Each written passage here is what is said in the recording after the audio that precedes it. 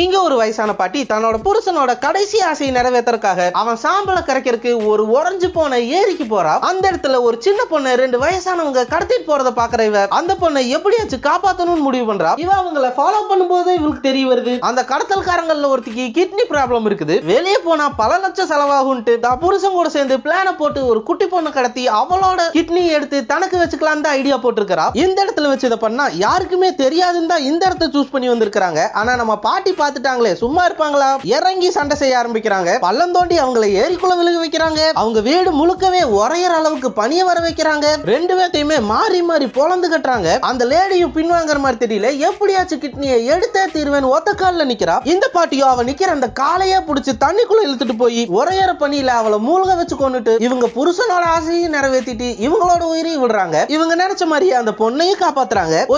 இதே மாதிரியான வீடியோஸ் பார்க்க நம்மளோட சேனலை சப்ஸ்கிரைப் பண்ணிருங்க.